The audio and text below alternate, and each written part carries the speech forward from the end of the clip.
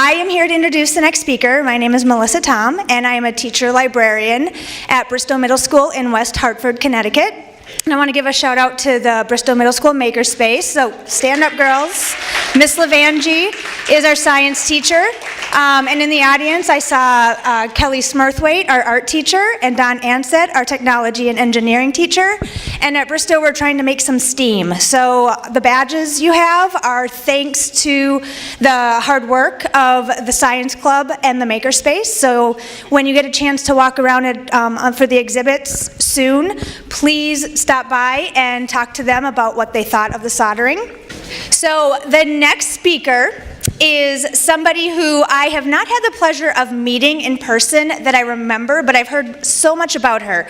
Her name is Bonnie Koba, and she is the Connecticut State Department of Economic and Community Development. She works in that office for the Arts and Education Program Manager, and she's the director of something called HOTS Schools Program. And does anybody in the audience know what HOTS stands for? Shout it out. Higher Order Thinking.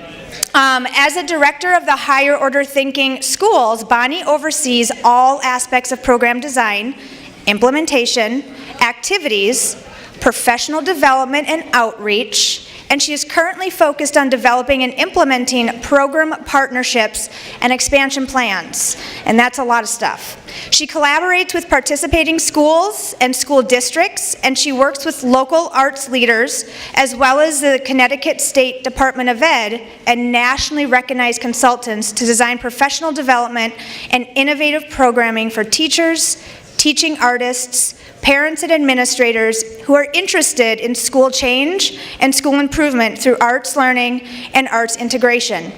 And she consults nationally on these topics. In addition, Bonnie represents Connecticut on regional and national arts in a variety of educational consortiums.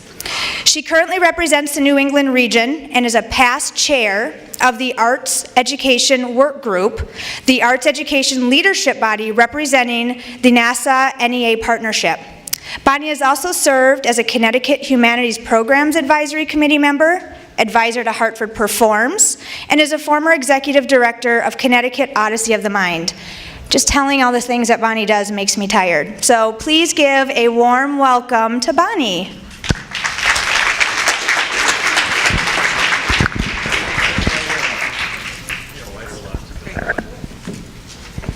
Thank you so much. You're very welcome. It's nice to meet you. Thank you. So thank you. Thanks for that great introduction. I'm not doing all of those things at one time. So good afternoon, everybody, and thanks for inviting me here to speak today. And I want to just say right off the bat, I believe that the arts are a fundamental element of the human condition, and so my remarks around STEM and STEAM are all filtered through that lens. I'm new to your world. I'm the maker, hacker world, and I'm learning that you're a bunch of wild and crazy folks. I loved that presentation of the music, and I have about 200 teachers that I know are dying to meet you. So, I was first introduced to the concept of makers through the term hackers. I remember sitting in a meeting where the topic was creative placemaking. A group of about 20 or so people had been gathered to talk about ways to improve the vibrancy and competitiveness of our communities as places where people want to come to live and work and learn and play. This was a strategy of the Department of Economic and Community Development to draw new talent to Connecticut, and particularly to attract young people, 30-somethings, to either stay here. Research shows that we develop great talent in our schools, our colleges, and our universities, but that we often lose that talent to nearby New York, Boston, etc. So the strategy was to attract those people to stay or attract others to settle here. This was part of a vibrant communities attract young talent, and talent attracts business thinking stream sort of way, making our towns and cities more competitive for business and industry to thrive is an imperative of our Connecticut economy. So I came to this meeting wearing my arts and education hat. There were folks from museums and other arts and cultural venues from around the state, people from municipalities, the Connecticut Office of the Arts, Office of Tourism, Office of Innovation. I'm sure there were folks from the business world, etc. I really don't remember all who were there at that table, but I do remember that Balam Soto was there, and another gentleman who went back and forth in dialogue with Balam and a couple others about hackers.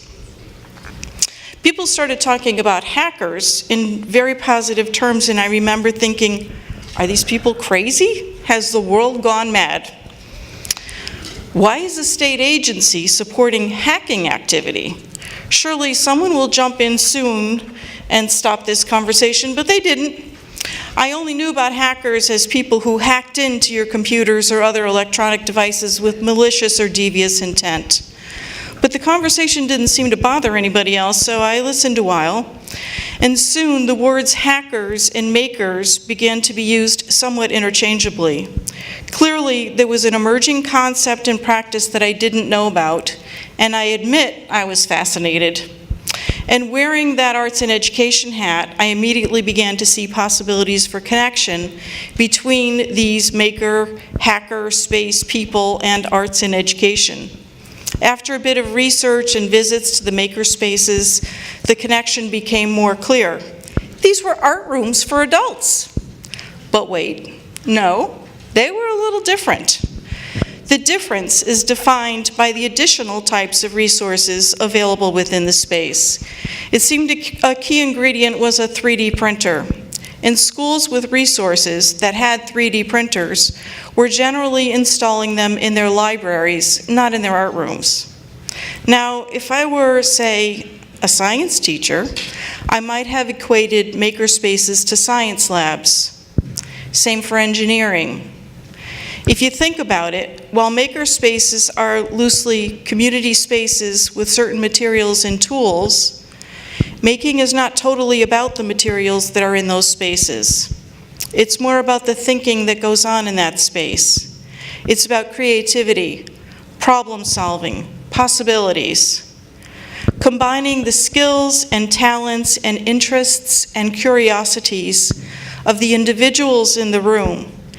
It's about creating an environment that supports independent and collaborative efforts of people used to and more adept at working with certain tools, with others used to and more adept at working with certain other tools, and resourcing them all well. The design and engineering and fabrication are the result of an environment that stimulates the cognitive domain and encourages higher order thinking.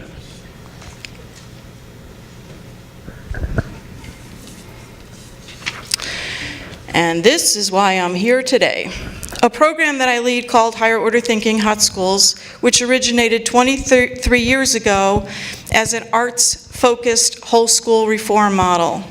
In Hot Schools, we've developed and used the HOT approach to teaching and learning. The Hot Schools approach is based on 3 core components: strong arts, arts integration, and democratic practice. When we talk about strong arts in Hot Schools, we are referring to standards-based arts disciplines such as music, theater and storytelling, dance or movement, and visual arts. Media arts is an emerging art form in schools. The truth is, the field of media arts is growing at a pace faster than educators and schools can stay up with in most cases. Arts integration is the way we develop understanding by tying ideas and concepts and skills and knowledge in the arts with ideas and concepts and skills and knowledge in other non-arts disciplines. I think about it as that Build a Boy section in the old biology books, where you start with a skeleton and then you add layer upon layer of arteries and vessels and organs and such to build the smiling boy. Arts integration is exploring overlapping ideas and concepts and skills common to multiple disciplines and finding a common theme to thread them. We'll talk a little bit more about that in a minute.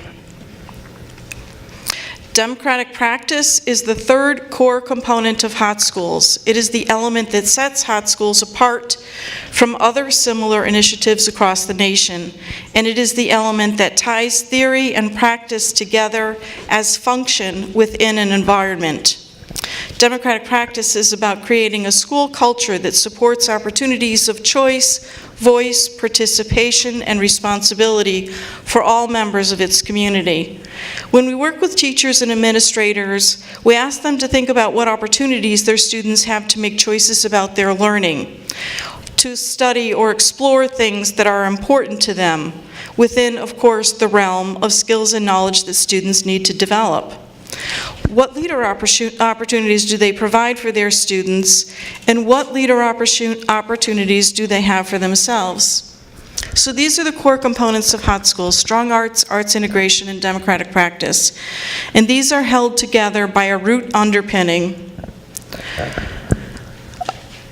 of Howard Gardner's multiple intelligence theory and Benjamin Bloom's taxonomy of higher order thinking, along with John Dewey's School and Society and Joe Renzulli's enrichment triad model. But the two I'd like to talk about today are MI and higher order thinking. So, I know I've been talking a while now. My talk is about STEAM, and I haven't even mentioned STEAM yet, right? Or have I? If you heard it, fantastic. If you haven't, then stick with me. Multiple intelligence theory is the idea that we all enjoy various degrees of strengths and different intelligences. Now, there are sort of two camps for application of multiple intelligence theory in education. The purist theory is that you find a child's strength and you build on that strength. For instance, if you determine that a child is strong in music, then you continue to give that child lots of opportunities in music to continue to build that expertise. The way we look at MI in Hot Schools is that we identify the intelligence and then use the intelligence to build a bridge to the weakness. For instance, if you have a child who's a kinesthetic learner, this predominance might transfer as a child who can't sit still, who needs to move. Whenever I ask a group of teachers if anyone doesn't have a child who can't sit still to raise their hand, they all chuckle and not a hand is raised, ever. So how then do you structure instruction in a way that enables that child to move? How do you redirect that energy in a purposeful way so that it yields positive results? We had a 4th grade science teacher who taught the weather cycle as laid out in a textbook every year for a number of years. And every year her students scored the same range in test results, anywhere from an A to an F at the end of the unit. Then one year she worked with a teaching artist who helped her teach the unit through movement and music. And then, although purely accidentally, but in a twist of sure genius, she gave the same exact test that she had been giving for 20 years. And lo and behold, the lowest grade in the classroom was a B. Same unit, same test. What happened? Oops. There you go.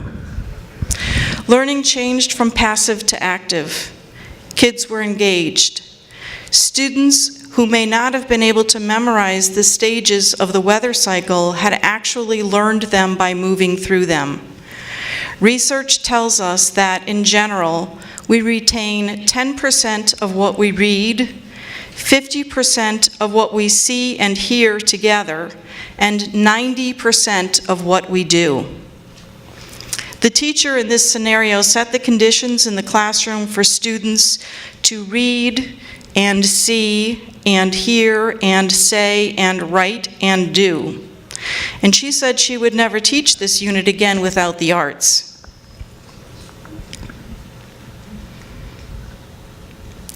Finding the strength and using the strength to build a bridge to the weakness. And by the way, as the students learned the concepts of science, they also learned elements of dance. The teacher provided opportunities for students to learn science concepts while concurrently building skills in movement. And by having students work in small groups to create their interpretation of the weather cycle, applying knowledge and skills in both science and movement to both develop their understanding of the weather cycle and to demonstrate their understanding of the weather cycle, they gained understanding in both disciplines. This was not arts in service of science, and it was not science in service of arts. It was arts integrated with science, arts integration. When I visited this classroom about 3 months after the unit had been taught and tested and put to bed, the kids begged their teacher to allow them to show me what they knew about the weather cycle. It was true learning.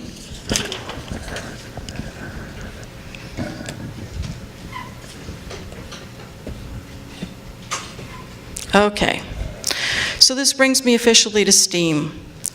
A convergence of discussion in the last few years focused on what and how students are taught and should be taught, and what they are and are not prepared to do as a result. Key conversations relate to 21st century skills and college and career readiness. The job market increasingly calls for workers with expertise in the areas of science, technology, engineering, and mathematics, STEM. The reality is that the American education system is not preparing the talent needed to support the jobs available or that will be coming available in the 21st century. The College and Career Readiness Board notes that many high school students lack the foundational skills and knowledge required for advanced coursework in STEM subjects. This all relates back to vibrant communities, talent development, and a competitive economy, which I mentioned earlier. In order to prepare young people for life and work in the 21st century, we need to have a better understanding of how children learn, what learning and understanding looks like, and we have to think differently about how we teach, how we structure instruction. The ability to memorize facts and procedures, the area most commonly tested in previous state accountability systems, will be useless without the ability to apply knowledge and skills within and across disciplines. This is where the arts come in, and this brings us back to hot schools.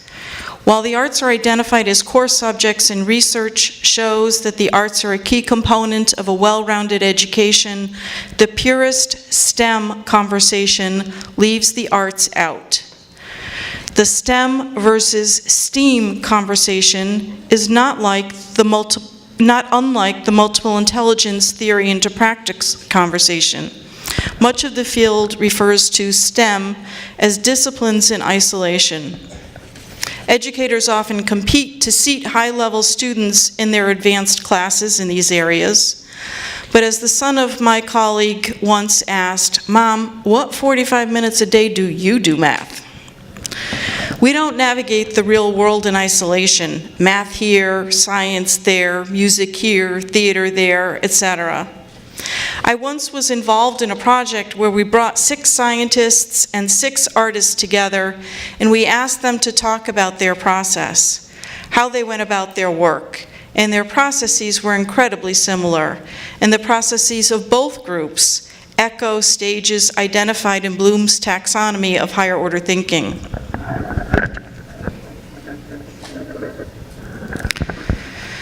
This is the revised taxonomy here, which uses verbs rather than nouns to define thinking as active learning, and which identifies creating as the highest level of thinking. Does this resonate with you? I suggest that the same processes are key in making. In hot schools, we believe the arts are a core life value and critical component of learner engagement. We value the arts for art's sake and for their intrinsic value. We value the arts for their ability to help learners see and make connections between and among subjects. to guide them through processes of inquiry, observation, exploration, and discovery, to understand in different ways. We value the arts for their ability to promote deep learning of complex ideas and their capacity to make abstract concepts concrete. And so we add the arts to the mix, supporting not just STEM, but STEAM. As with MI theory, we recognize the value and impact of skills and knowledge building in each of the STEAM disciplines, but we believe it is the integration of these disciplines that promotes true understanding. STEAM, from our point of view, puts STEM on steroids. To reach the highest levels of thinking, we provide educators with strategies to apply core knowledge and skills in STEAM subjects, not in isolation, but rather through integration. For example, students may learn about Egyptian culture and history and the reflection and refraction of light while honing research, language arts, math, and theater skills in the course of one project. They research and study a particular time in Egyptian culture, identify a character in that culture, write a story script involving the character and the interaction of that character with others their classmates have created. Applying mathematical functions, they create life-size portraits of that character and become that character. They work in teams to develop a script that they will perform through shadow puppetry. Through shadow puppetry, students not only learn theater skills, but at the same time, the abstract concept of reflection and refraction of light, which they are grappling with in science, becomes concrete. Is it easy to teach this way? No. But is it effective? Without a doubt. In closing, I'd like you to consider the work of Michael Astrakhan, a Connecticut resident who is president and creative director of Ex Vivo. Ex Vivo is described as the premier creator of medical animation and scientific media. They develop 3D animations, educational videos, medical illustrations, and interactive science apps for pharmaceutical and biotech companies, medical device companies, advertising agencies, educational institutions, museums, and broadcast. Their in-house scientific expertise and artists specializing in medical media translate complex information into productions that are both accurate and visually compelling. Their work includes everything from research and script writing to motion graphics and voiceover talent. And without further ado, hopefully,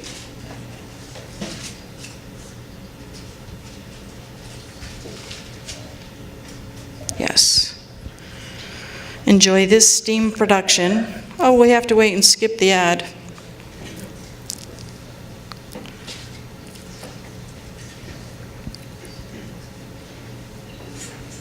It's not projecting. It's not projecting? I think if you go full screen, it should.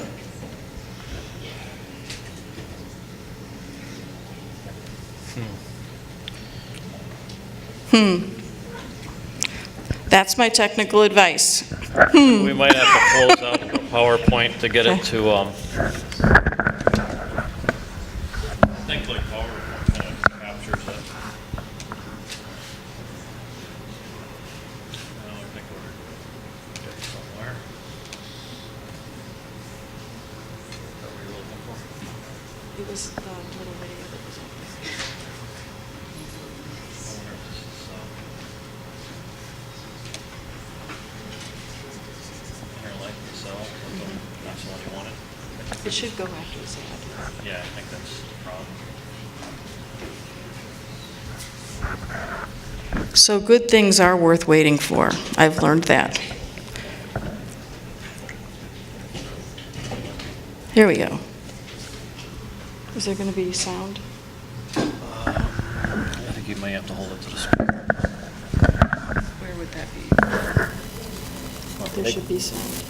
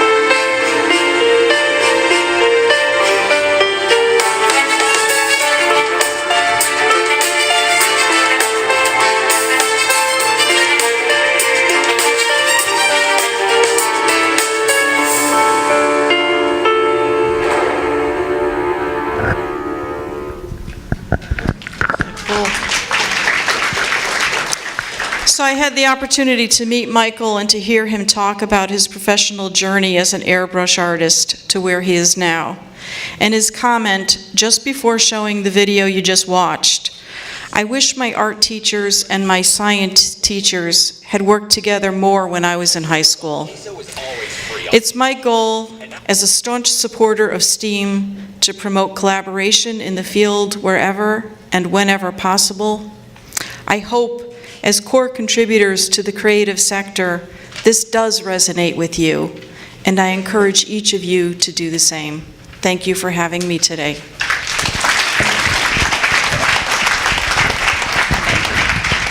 Thank you, Bonnie. We really appreciate it.